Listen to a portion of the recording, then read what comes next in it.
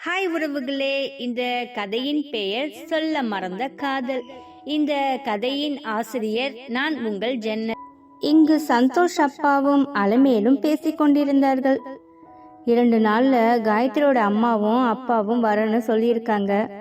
நம்மளும் உங்க தங்கச்சிக்கிட்ட பேசிட்டு அவங்களையும் வர வச்சு உப்பு தாம்பலம் மாத்துற மாதிரி மாத்திக்கலாமா என்று சொல்லி கேட்கவும், ஏன் அலமேலு நிச்சயம் பண்ணலாமே என்று சந்தோஷ் அப்பா சொல்லவும், இல்லை, இப்போ காயத்ரியோட அப்பாவுக்கு கொஞ்சம் உடல்நல சரியில்லை, அதனால இப்போ நிச்சயம் வைக்கிறது அவ்வளவா நல்லது இல்லைங்க. நம்ம இப்போ உப்பு தாம்பலம் மாத்துற மாதிரி மாத்திக்கலாம். கல்யாணத்துக்கு நாள் கூட நிச்சயம் வச்சுக்கலாமே, நம்ம கிட்ட இந்த வழக்கம் இருக்குதானே என்று அவள் சொல்லவும், அது என்னமோ நீ சொல்றது வாஸ்தவம்தான். நிச்சயம் கூட பண்ணாம உப்பு தாம்பலம் மட்டும் மாத்தி அப்படியே கல்யாணம் பண்ணலாம், யாரு இல்லைன்னு சொன்னா. சரி, நீ எதுக்கும் சந்தோஷ் கிட்ட ஒரு வார்த்தை கேட்டுக்க, நான் ரேவதி கிட்ட பேசுறேன் என்று அவன் சொல்லவும், சரிங்க, அப்ப நீங்க ரேவதி கிட்ட பேசுங்க. அதுக்கப்புறம் நம்ம கீர்த்திக்கு கொஞ்சம் எல்லா பொருளும் வாங்க வேண்டியது இருக்கு. அவள் கல்யாணத்துக்கு முன்னாடியே நான் கொஞ்சம் நகை சேர்த்து வச்சிருக்கேன். இருந்தாலும் அதெல்லாம் கொஞ்சம் பழைய மாடலா இருக்கு.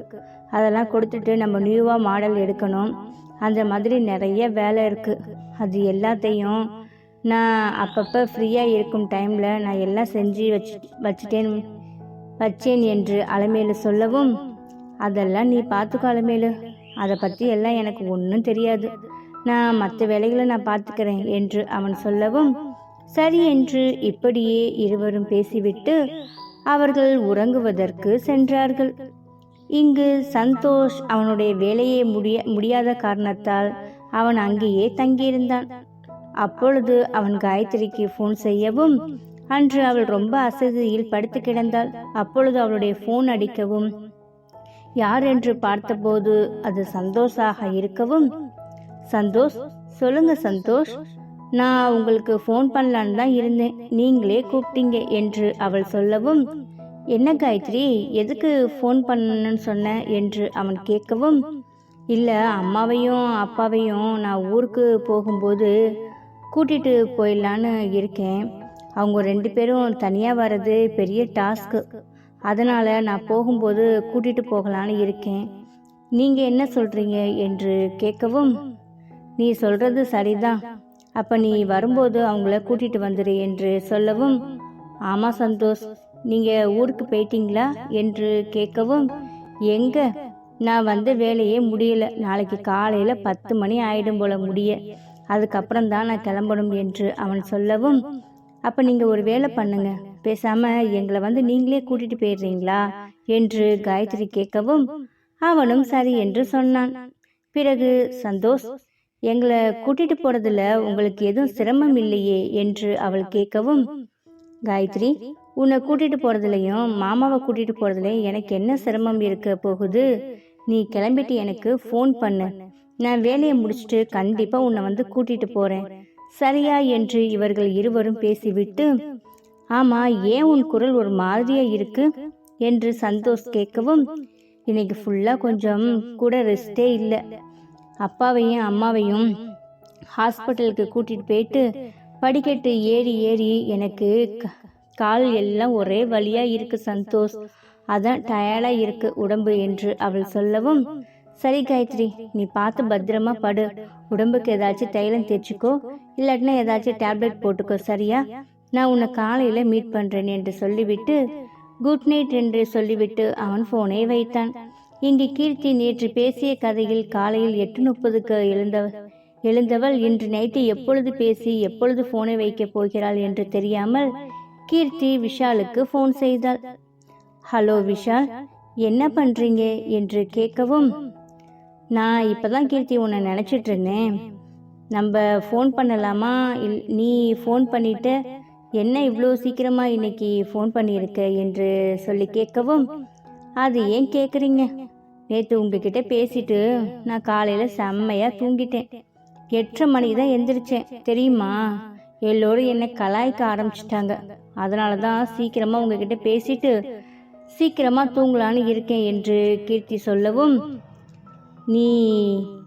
நீயாச்சும் 8:30 மணிக்கு எந்திரிச்ச, நான் எத்தனை மணிக்கு தெரியுமா எந்திரிச்சேன், 9 மணிக்கு எந்திரிச்சேன், 9 மணிக்கு நான் ஆஃபீஸில் இருக்கணும்.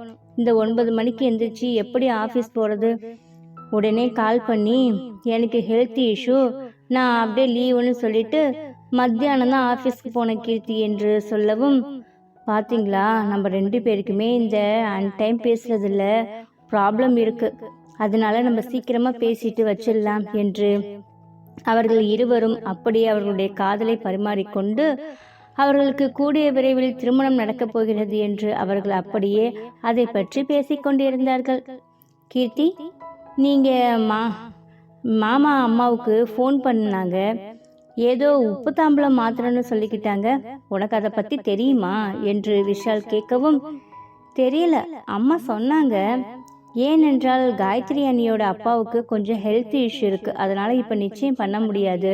நம்ம கல்யாணத்துக்கு முத நாள் கூட நம்ம நிச்சயம் பண்ணிக்கலாம். இப்போ இதுதான் பொண்ணு, இதுதான் மாப்பிள்ளைன்னு சொல்லிட்டு நம்ம உப்பு தாம்பலம் மாற்றிக்கலான்னு சொல்லி இருக்காங்க போல. இன்றைக்கு கீர்த்தி சொல்லவும், ஓ அப்படியா, அப்போ நான் சரி, நானும் வேற என்னமோ நினச்சேன், இதுதானா என்று அவர்கள் இருவரும் மாறி மாறி அவருடைய காதலை பரிமாறிக்கொண்டு, சரி கீர்த்தி, டைம் ஆயிடுச்சு, நம்ம தூங்கலாம், அப்பதான் காலையில் சீக்கிரமாக எந்திரிக்க முடியும் என்று சொல்லிவிட்டு அவர்கள் ஃபோனை வைத்தார்கள்.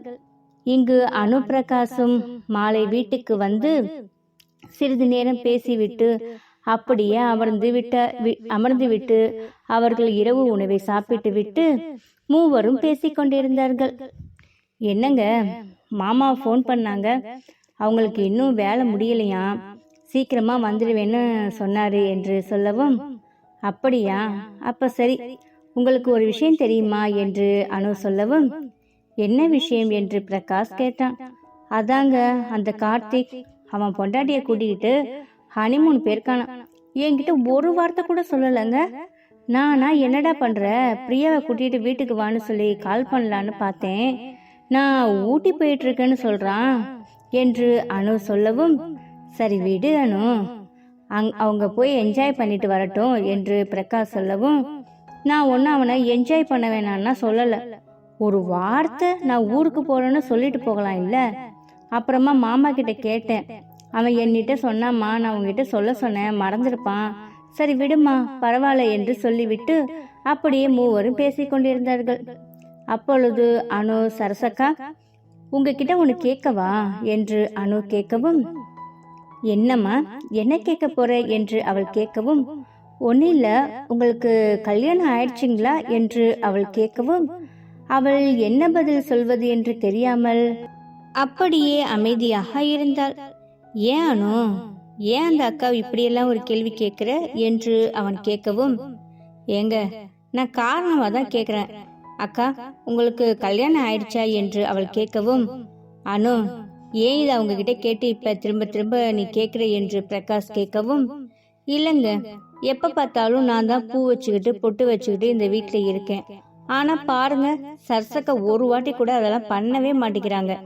எனக்கும் அவங்களுக்கு பூ கொடுத்து தலை சீவி அவங்களுக்கு வச்சு அவங்கள அழகு பார்க்கணும்னு எனக்கு மட்டும் ஆசை இருக்காதா? அதனால தான் கேட்குறேன், என்ன காரணத்துக்காக அவங்க அப்படி இருக்காங்கன்னு. அக்கா சொல்லுங்க, நான் உங்களுடைய தங்கச்சி தானே, அப்ப நீங்க என்கிட்ட மறைக்காம சொல்லுங்க என்று அவள் சொல்லவும், அனு, எனக்கு கல்யாணம் ஆயிடுச்சு, கல்யாணம் ஆகி ஒரு குழந்தையும் பிறந்துச்சு. என்னுடைய துரதிருஷ்டம், அந்த குழந்தை என்னை விட்டு போயிருச்சு. அந்த குடிகாரனை கட்டிக்கிட்டு நான் படாத பாடுபட்டேன். அவன் என்ன மட்டும் இல்ல, அவன் இன்னொரு பொண்ணையும் வச்சிருந்தான். அவ கூட தான் குடும்பமும் நடத்திக்கிட்டு இருந்தான். அவ கூட நான் அடிபட்டு மிதிப்பட்டு வாழ்ந்ததெல்லாம் போதும்னு சொல்லிட்டு தான் அவன் கட்டின தாலிய அவன் முகத்திலேயே கலட்டி வீசி நான் வந்துட்டேன். கொஞ்ச நாள் எங்க சொந்தக்காரங்க வீட்டில தான் இருந்தேன். எனக்கு அப்பா அம்மா கிடையாது, ஒரே ஒரு அண்ணன். அந்த அண்ணன் நல்லா தான் இருக்காரு, ஆனா வீட்டுக்கு வந்த அண்ணி நல்லா இல்லையே. என்னை பார்த்தாலே அவர்களுக்கு எரிச்சலா எரிஞ்சு விழுவாங்க. அவங்களுக்கு நான் பாரமா இருக்கக்கூடாதுன்னு தான் நான் ஊரை விட்டு நான் ஒரு வாட்டி ஒரு ஹாஸ்டல்ல தங்கியிருக்கும் போது தான் இந்த பிரகாஷ் தம்பியை பார்த்தேன். அவர் தான் நம்ம வீட்டுக்கு வேலைக்கு கூட்டிட்டு வந்தாரு என்று அவளுடைய கதையை அனைத்தையுமே சொல்லவும், எப்படி அக்கா நீங்க இவ்வளோ சின்ன வயசுல இவ்வளோ தனிமையா நீங்க இருக்கீங்க? உங்களுடைய தனிமை உங்களுக்கு பயமா இல்லையா என்று அவள் கேட்கவும், ஏம்மா பயப்படணும்? பொண்ணு மாதிரி நீ இருக்க, அண்ணன் தம்பி மாதிரி பிரகாஷ் தம்பி இருக்காரு, நீங்க 2 பேரும் எனக்கு பத்தாதா? எனக்குன்னு ஒரு வாழ்க்கை அமைச்சுக்கணுமா என்ன என்று கேட்கவும், கண்டிப்பா உங்களுக்குன்னு ஒரு வாழ்க்கை நீங்க அமைச்சுதான் ஆகணும். உங்களுக்காக இல்லாட்டினாலும் எங்களுக்காக நீங்க உங்களுக்குன்னு ஒரு வாழ்க்கைய அமைச்சுக்கணுக்கா என்று அவள் சொல்லவும், அனுமா, எனக்கு இப்பெல்லாம் அது மேல எல்லாம் ஆசையே இல்லை. அந்த குடிகாரன் கூட நான் வாழ்ந்தது, ஒரு பிள்ளையை பெற்று அதை நான் அந்த கடவுள்கிட்ட தூக்கி கொடுத்துட்டு வந்ததுக்கு அப்புறமா வாழ்க்கை என்கிற ஒரு எண்ணமும் இல்லை, வாழ்ந்து ஆகணுங்கிற ஒரு எண்ணமுமே எனக்கு இல்லவே இல்லைம்மா என்று சரசு சொல்லவும், நீங்க அப்படி சொல்லக்கூடாதுக்கா. உங்க வீட்டுக்கார் மாதிரி 10 பேர் இருப்பாங்க. என்ன இங்க பாருங்க, பிரகாஷ் மாதிரி 100 பேர் இருப்பாங்க. பிரகாஷ் மாதிரி ஒரு ஆளு உங்களை நல்ல விதமா பாத்துக்க மாட்டாங்களா? அதுக்கு நாங்க பொறுப்பு என்று சொல்லவும், என்னம்மா நான் இவ்வளோ தூரம் சொல்றேன், நீ கேட்கவே மாட்டேங்கிற என்று சரசு சொல்லவும், எனக்காக இப்ப என்று அனு சொல்லவும், நான் எனக்கு ஒரு விஷயம் புரியுது. எத்தனை நாளைக்குக்கா நீங்க இப்படியே தனிமையிலேயே இருக்க போறீங்க? நீங்க ஒரு கல்யாணம் பண்ணிக்கிறது தான் நல்லது என்று பிரகாஷ் சொல்லவும், என்ன தம்பி நீங்களும் அனு கூட சேர்ந்து இப்படி சொல்றீங்க என்று அவள் கேட்கவும், இல்ல எனக்கு நீங்க கல்யாணம் பண்ணிக்கிறது நல்லதுன்னு தான் தோணுது, அதனால நானே உங்களுக்கு ஒரு நல்ல பையனா பாக்குறேன் என்று சொல்லவும், தம்பி வேணாம் தம்பி என்று சரசு சொல்லவும், இல்லக்கா நாங்க முடிவு பண்ணிட்டோம், உங்களுக்கு ஒரு திருமணத்தை பண்ணி பார்க்கணும், நீங்க கவலைப்படாதீங்க. கல்யாணம் பண்ணதுக்கு அப்புறமா எங்க இந்த வீட்டை விட்டு போயிடுவீங்கன்னு அப்படியெல்லாம் நினைக்காதீங்க. உங்களை கட்டிக்க போறவரும் நம்ம வீட்டிலேயே தான் இருப்பாரு, சரியா என்று சொல்லவும், என்ன தம்பி சொல்றீங்க? நான் கட்டிக்க போறவரும் இந்த வீட்டில தான் இருப்பாரா? எனக்கு புரியலையே என்று சொல்லவும், அக்கா நமக்கு கார் ஓட்டுற டிரைவர் கணேஷ் உங்களுக்கு தெரியும் இல்ல என்று சொல்லவும், ஆமா கணேஷ், அவர் எனக்கு தெரியுமே. அவங்களுடைய பொண்டாட்டி இறந்ததுக்கு அப்புறமா தனிமையா தான் இருக்காரு. அவரும் எங்கெங்கயோ பொண்ணெல்லாம் பாக்குறாரு, கிடைக்கல. உங்களை மாதிரி ஒரு பொண்ணு கிடைச்சா கல்யாணம் பண்ணிக்கலான்னு அவர் நினைச்சிட்டு இருக்காரு. அதனால நீங்க கணேஷ் உங்களுக்கு நாங்க கல்யாணம் பண்ணி வச்சோம்னா நீங்க சந்தோஷமா இருப்பீங்க. இந்த வீட்டை விட்டு எங்கேயுமே போகவும் மாட்டீங்க. அவரும் எங்க கூடவே இருப்பாரு, நீங்களும் சந்தோஷமா இருப்பீங்க என்று பிரகாஷும் அணுவும் சொல்லவும், உடனே ஓடி வந்து அணுவை கட்டிப்பிடித்து கொண்டு, என்னுடைய சொந்தக்காரங்க கூட என்னை தள்ளி வச்சு பார்க்கணும்னு தான் நினைச்சாங்க அனுமா. நான் அவனை வேணான்னு சொல்லிட்டு அந்த தாலியை கலட்டி வீசிட்டு வந்ததுக்கு அப்புறமா என்னை ஏதோ வேண்டாத ஒரு மாதிரி தான் எல்லோரும் நினைச்சு எனக்கு ஒரு வேளை சாப்பாடு கொடுக்கறதுக்கு கூட எல்லாரும் யோசிச்சாங்க. அந்த வெறுப்புல தான் அந்த ஊரை விட்டே வந்தேன். என்னைக்கு நான் இந்த வீட்டுக்குள்ள கால் எடுத்து வச்சேனோ அன்னையிலேருந்து நான் இந்த வீட்டுல ராணி மாதிரி இருக்கேன். எனக்கு யாருமே யோசிக்காத ஒரு விஷயத்த நீங்க 2 பேரும் யோசிச்சு எனக்கு ஒரு திருமணம் பண்ணணும்னு நினைக்கிறீங்க பாத்தீங்களா? அது எனக்கு ரொம்ப சந்தோஷமா தான் இருக்கு. நீங்க இவ்வளோ தூரம் ஆசைப்படுறதுனால நான் கல்யாணத்துக்கு சம்மதிக்கிறேம்மா என்று சொல்லவும் அவர்களுக்கு மிகவும் சந்தோஷமாகிவிட்டது. அக்கா நம்ம வீட்டுல இப்ப சந்தோஷுக்கும் கீர்த்திக்கும் கல்யாணம் பேசிட்டு இருக்காங்க. அவங்களோட கல்யாணம் நல்லபடியா முடியட்டும்க்கா. நான் உங்களுக்கு ஒரு நல்ல நாள் பார்த்து உங்களுக்கு நாங்க திருமணம் செஞ்சு வைக்கிறோம் என்று பிரகாஷும் அணுவும் சொல்லவும், எனக்கு ரொம்ப சந்தோஷமா இருக்குமா. கூட பிறந்த தங்கச்சி கூட இந்த மாதிரி அக்கறையா எடுத்து பண்ணுவாங்களான்னு தெரியாது. ஆனா உங்க வீட்டுல வேலை பார்க்குற எனக்கு நீங்க என் மேல அவ்வளவு அக்கறை காமிக்கிறீங்க.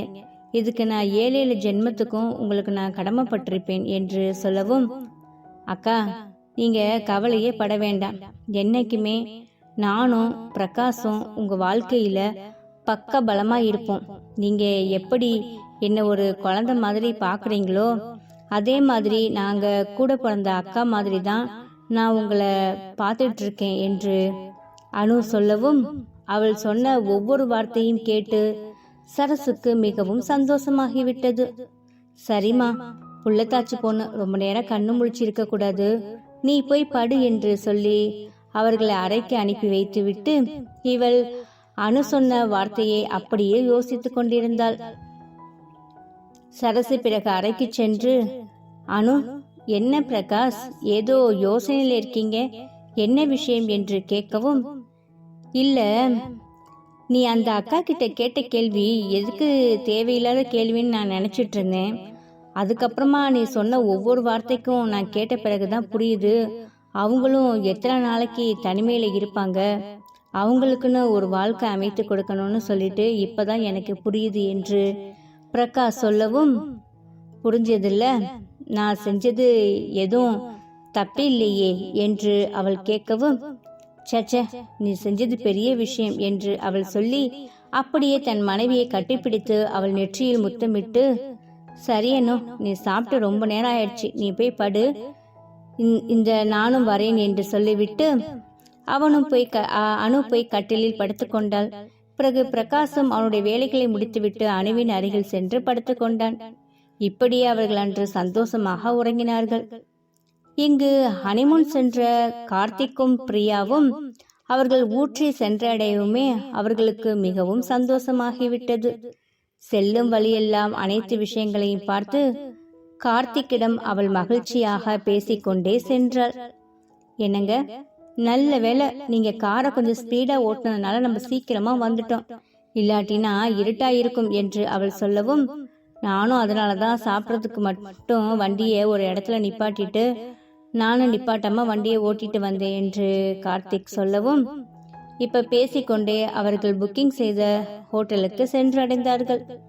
அங்கு அவர்களுக்கு என்று புக்கிங் செய்த அறைக்கு சென்ற பிறகு உள்ளே சென்ற பிரியா, அப்பப்பா, என்ன குளிரு, என்ன குளிரு, என்னங்க, என்னால தாங்க முடியல என்று சொல்லவும், என்ன வந்து கொஞ்ச நேரம் கூட ஆகல, அதுக்குள்ளாட்டியும் குளிருதுன்னு கத்துற என்று கார்த்திக் கேட்கவும், ஏன் உங்களுக்கு குளிரலையா என்று சொல்லி கேட்கவும், குளிருதுதான், ஆனா போக போக இந்த குளிர் தன்னால நம்மளே பழகிக்குவோம் என்று சொல்லவும், என்னால முடியலங்க என்று அவள் சொல்லவும், இரு பிரியா, காலையில உனக்கு நான் ஒரு ஸ்வெட்டர் வாங்கி தரேன், அதை போட்டுக்கோ, அப்போ உனக்கு இந்த குளிர் அவ்வளவா தெரியாது என்று சொல்லவும், சரிங்க என்று சொல்லிவிட்டு அறையில் சிறிது நேரம் இருவரும் ஃப்ரெஷ் ஆகிவிட்டு ஓய்வு எடுத்து கொண்டிருந்தார்கள். என்னங்க, நம்ம ஊட்டிக்கு வந்துட்டோம்னு சொல்லிட்டு மாமாவுக்கும் அத்தைக்கும் கால் பண்ணி சொல்லிருங்க என்று சொல்லவும், மணி இப்ப என்ன ஆகுது, அம்மாவும் அப்பாவும் முழிச்சிருப்பாங்களா, சரி நம்ம போன் போட்டு பார்க்கலாம், எடுத்தாங்கன்னா விஷயத்த சொல்லலாம், இல்லாட்டினா காலையில பேசிக்கலாம் என்று சொல்லிவிட்டு சுந்தரேசனுக்கு போன் செய்தான் கார்த்திக். உடனே அந்த போனை அட்டன் செய்த சுந்தரேசன், அப்பா, உன்னோட போனுக்கு தான்ப்பா வெயிட் பண்ணிட்டு இருந்தேன், நீ டிரைவிங் பண்ணிட்டு இருப்பேன்னு சொல்லிட்டு தான் நான் உனக்கு போன் பண்ணாம இருந்தேன், 2 பேரும் நல்லபடியா ஊட்டிக்கு போய் சேர்ந்துட்டீங்களா என்று சுந்தரேசன் கேட்கவும், நாங்க நல்லபடியா வந்து ரூமுக்கே வந்துட்டோம், வந்து கொஞ்ச நேரத்திலேயே உங்களுக்கு நாங்க ஃபோன் பண்ணணும், நீங்க எப்படியும் எதிர்பார்த்துட்டு இருப்பீங்கன்னு எனக்கு நல்லாவே தெரியும், அதனால தான் உங்களுக்கு ஃபோன் பண்ணேன் என்று கார்த்திக் சொல்லவும், சரிப்பா, உங்க அம்மா தான் கேட்டுக்கிட்டே இருந்தா, இந்தா உங்க அம்மா கிட்ட கொடுக்கறேன் என்று சொல்லி கனகவல்லியிடம் போனை கொடுக்கவும், கார்த்திக், நல்ல விதமா போயிட்டியா, பிரியாம்மா 2 பேரும் நல்ல விதமா போயிட்டீங்களா என்று கேட்கவும், நாங்க 2 பேரும் நல்ல விதமா வந்துட்டோம் அத்தை, வந்து இப்பதான் ஒரு 10 நிமிஷம் இருக்கும் என்று சொல்லவும், சரிம்மா, அவ்வளவு தூரத்துல இருந்து வண்டி ஓட்டிட்டு போயிருப்பான் கார்த்திக், பாவம், அவனுக்கு டயர்டா இருக்கும், நீங்க சாப்பிட்டுட்டு ரெஸ்ட் எடுங்க, நான் உங்ககிட்ட காலையில பேசுறேன் என்று கனகவல்லி சொல்லவும், சரியத்த, எங்களுக்கும் ரொம்ப டயர்டா தான் இருக்கு, நீங்க சாப்பிட்டீங்களா என்று அவள் கேட்கவும், நாங்க சாப்பிட்டோம், தூங்க போறோம், நீங்களும் சாப்பிட்டுட்டு படுங்க என்று சொல்லிவிட்டு இருவருமே போனை வைத்துவிட்டு அப்படியே சிறிது நேரம் கார்த்திக்கும் பிரியாவும் ஓய்வெடுத்து கொண்டிருந்தார்கள். அதன் பிறகு கார்த்திக், எனக்கு ஏதோ பசிக்கிற மாதிரி இருக்கு, நம்ம டிஃபன் சாப்பிட்றதா இருந்தா கீழே ரெஸ்டாரண்ட் தான் போகணுமா என்று அவள் கேட்கவும், வேணாம், இன்னைக்கு நம்மளுக்கு காம்ப்ளிமெண்ட் மேலேயே டிஃபன் கொண்டு வந்து கொடுப்பாங்கன்னு நினைக்கிறேன், நான் வேணா ரிசப்ஷனுக்கு ஒரு ஃபோன் பண்ணி கேட்குறேன் என்று அவன் ரிசப்ஷனுக்கு ஃபோன் செய்து அவன் இரவு உணவை கேட்கவுமே, சார், நீங்க டயர்டா இருப்பீங்கன்னு எங்களுக்கு தெரியும், உங்களுக்கு நாங்கள் உணவை அனுப்பிச்சி வைக்கிறோம், வாங்கிக்கங்க, நீங்கள் மார்னிங் வந்து கீழே சாப்பிட்டுக்கங்க என்று அந்த ரிசப்ஷனில் உள்ளவர்கள் சொல்லவும் சரி என்று இவர்களும் சொல்லிவிட்டு போனை வைத்தார்கள். சொல்லி ஒரு 10 நிமிஷத்தில் இரவு உணவு அறைக்கு வந்தது. அது வாங்கி இருவருமே சாப்பிட்டு விட்டு இருவரும் சிறிது நேரம் பேசிக்கொண்டே இருந்தார்கள். அவர்கள் புக்கிங் செய்த அறை மிகவும் மலை உச்சியில் இருக்கவும் அவர்கள் அங்குள்ள காட்சிகளை பார்ப்பதற்கு மிகவும் அழகாக இருந்தது.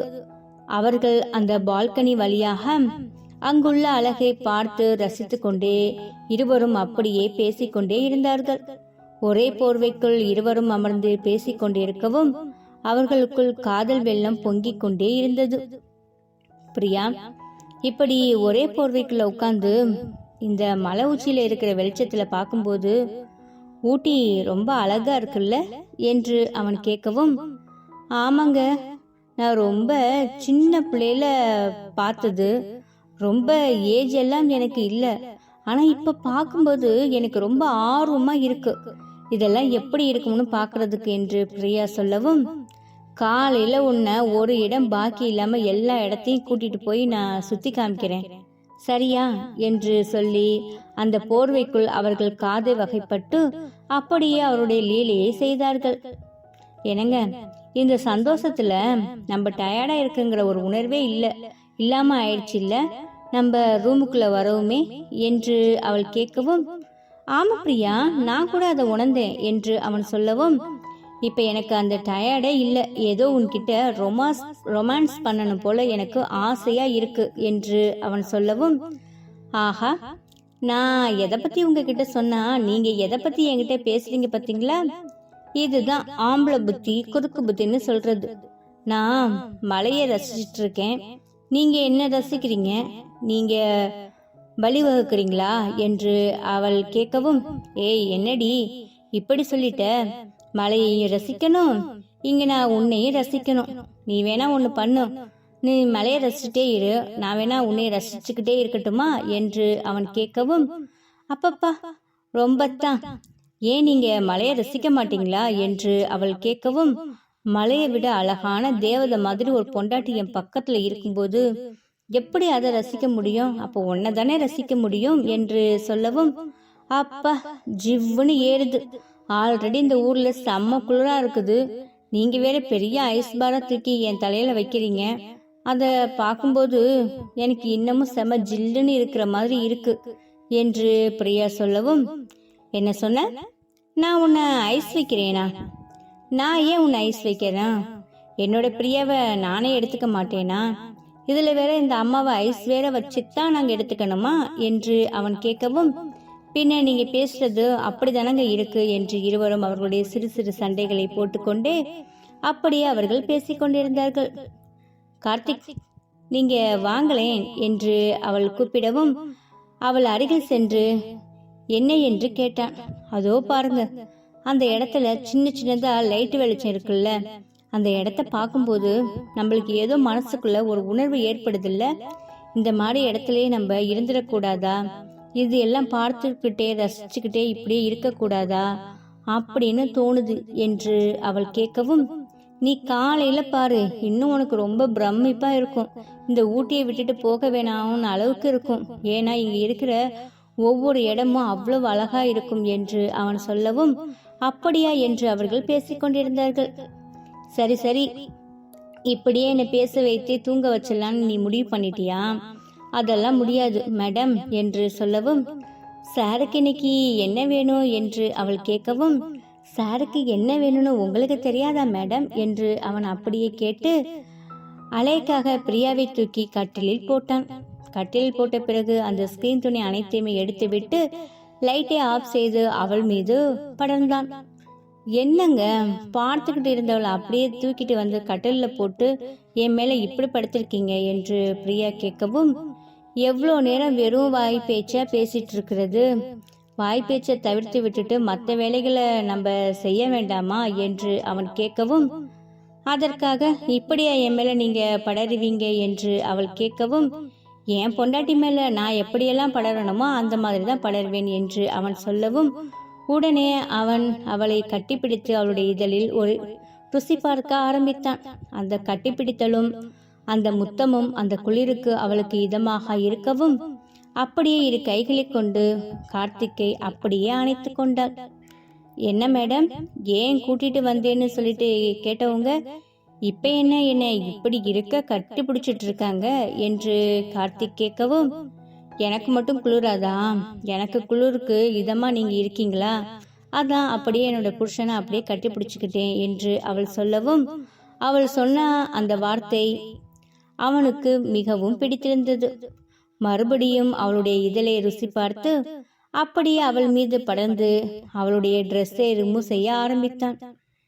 ஏங்க, இந்த குளிருக்கு இந்த ட்ரெஸ்ஸை எல்லாம் ரிமூவ் செஞ்சுதான் பண்ணணுமா என்று அவன் கேட்கவும், என்னதான் நம்ம பண்ணினாலும் ட்ரெஸ் இல்லாம பண்றதுதான் கிக்கே இருக்கு தெரியுமா என்று அவன் கேட்கவும், அப்படியா என்று சொல்லி அவளுடைய ஆடைகளை கலைத்து அவன் தூக்கி போட்டான். பிறகு அவளுக்கு உடல் முழுவதும் முத்தமலையை பொழிந்து அப்படியே விளையாடி கொண்டிருந்தான். இப்படியே விளையாடி கொண்டிருந்தவர்கள் சிறிது நேரம் அப்படியே இருக்கவும், எதிர்பார்க்காமல் பிரியா படுத்து கொண்டிருக்கவும் உடனே அவனுடைய ஆண்மையை அவளிடம் செலுத்துவதற்கு முற்பட்டான். அவனுடைய ஆண்மையை செலுத்தவும் அவள் உணர்ச்சி தாங்காமல் அவனை இருக்க கட்டிப்பிடித்து கொண்டாள். பிரியா, இப்படியே அவர்கள் கூடல் வெகு நேரம் நடந்தது. பிறகு அப்படியே கார்த்திக் அப்படியே சரிந்து அவள் அருகில் படுத்து கொண்டான். பிரியா என்று கூப்பிடவும், சொல்லுங்க கார்த்திக் என்று சொல்லவும், உன்னை கஷ்டப்படுத்தலையே என்று சொல்லவும், இல்ல கார்த்திக், எனக்கு இது கஷ்டம் இல்லை, எனக்கு இது சந்தோஷம்தான் என்று அவள் சொல்லவும், நம்ம இப்படி இருக்கிறதுக்கு தானே இங்க நம்ம வந்தோம், அப்ப இந்த சந்தோஷத்தை நான் உங்களுக்கு கொடுத்து தானே ஆகணும் என்று அவள் சொல்லவும், அப்படியே இருவரும் சிறிது நேரம் படுத்துவிட்டு பிரியா அவனுடைய மார்பின் மீது அப்படியே படுத்து உறங்கினாள். அவளை கட்டிப்பிடித்து கொண்டு கார்த்திக்கும் அப்படியே அன்று அவர்களுடைய கூடலை மிகு நேரம் செய்துவிட்டு அப்படியே அவனும் உறங்கினான். அணுவும் பிரகாசும் சேர்ந்து சரசுக்கு ஒரு வாழ்க்கையை ஏற்படுத்தி கொடுக்க வேண்டும் என்று எடுத்த முடிவு உங்கள் அனைவருக்கும் பிடித்திருந்தால் என்று எனக்கு கமெண்ட் பாக்ஸ்ல கமெண்ட் பண்ணுங்க. கார்த்திக் பிரியாவுடைய ஹனிமூன் மிகவும் சந்தோஷமாக நடந்தது. கீர்த்தி, சந்தோஷ், விஷால், காயத்ரி இவர்கள் நால்வருடைய நிச்சயமும் பிறகு வைத்துக் கொள்ளலாம் என்று முடிவு எடுத்து விட்டார்கள். ஊரு வழக்கப்படி இருவருக்குமே உப்பு தம்பளம் மாற்றலாம் என்று அவர்கள் முடிவெடுத்தார்கள். அதற்கான ஏற்பாடுகளை அவர்கள் செய்து கொண்டிருக்கிறார்கள். இங்கு அணுவும் பிரகாசும் நெருங்கி கொண்டே வருகிறது என்று அனைவருமே எதிர்பார்த்து கொண்டிருக்கிறார்கள். இவர்களுடைய அனைத்து எதிர்பார்ப்புமே நல்லபடியா நடக்குமா? இவர்கள் நால்வருக்கும் நல்லபடியாக திருமணம் நடந்து சரசுக்கு அந்த வாழ்க்கை கைகூடி வருமா? இது அனைத்தையுமே நம்ம பொறுத்திருந்து தாங்க பார்க்கணும். எப்ப தெரியுமா? நெக்ஸ்ட் எபிசோட்ல பார்க்கலாமா? இந்த கதை உங்களுக்கு பிடிச்சிருந்துச்சுன்னா இந்த கதைக்கு ஒரு லைக் அண்ட் ஷேர் கமெண்ட் கொடுத்துட்டு மறக்காம நம்மளுடைய சேனலை நீங்க சப்ஸ்கிரைப் பண்ணிக்கோங்க. அப்படியே பக்கத்துல இருக்கிற ஆல் என்ற பட்டனையும் ஆன் பண்ணிக்கோங்க. அப்பதான் நான் ரெகுலரா போடக்கூடிய வீடியோ உங்களுக்கு நோட்டிபிகேஷனா வரும். இந்த கதையோட நெக்ஸ்ட் எபிசோட நம்ம நாளைக்கு பார்க்கலாம். தேங்க்யூ.